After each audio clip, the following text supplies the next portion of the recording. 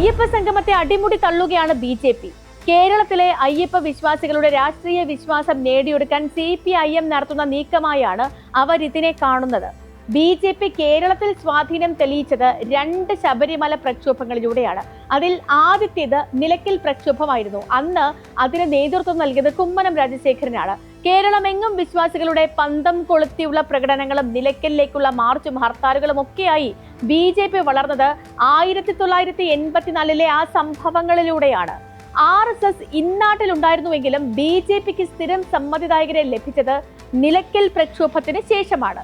രണ്ടാമത്തെ വളർച്ച അത് വളരെ പ്രകടമായിരുന്നു. സ്ത്രീ പ്രവേശന വിഷയത്തിലെ സമരത്തിനു ശേഷം വോട്ട് നിലയിൽ അത് നന്നായി പ്രതിഫലിച്ചു. 2021 ശക്തമായ ത്രികോണ മത്സരമുണ്ടായ 1 ഡസനിലേറെ സീറ്റുകളിൽ ശബരിമല സമരത്തിന്റെ പ്രതിഫലനമുണ്ടായിരുന്നു. ആ പശ്ചാത്തലത്തിലാണ് അയ്യപ്പ സംഗമത്തെ ശത്രുതാ മനോഭാവത്തോടെ ബി.ജെ.പി. കാണുന്നത്. കഴിഞ്ഞ 2 തിരഞ്ഞെടുപ്പുകളിൽ ബി.ജെ.പിക്ക് ലഭിച്ച വോട്ടുകളിലേക്ക് സർക്കാർ കടന്നുകയറാൻ ശ്രമിക്കുകയാണ് എന്നാണ് ആ വിലയിരുത്തൽ. അതിന് പ്രതിഷേധമാണ് രാജീവ് ചന്ദ്രശേഖർ നടത്തിയത്. ആഗോള അയ്യപ്പ സംഗമത്തിലേക്ക് തമിഴ്നാട്, കർണാടക, തെലുങ്കാന സർക്കാരുകളെ മാത്രമല്ല ക്ഷണിച്ചിരിക്കുന്നത്, കേരളത്തിൽ നിന്നുള്ള കേന്ദ്രമന്ത്രിമാരെയും ക്ഷണിച്ചിട്ടുണ്ട്.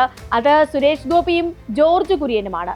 സംസ്ഥാന ബി.ജെ.പി. നേതൃത്വം ഇത്ര ശക്തമായി എതിർക്കുമ്പോൾ കേന്ദ്രമന്ത്രിമാർ പങ്കെടുക്കുമോ എന്ന കാര്യവും കണ്ടുതന്നെ അറിയണം.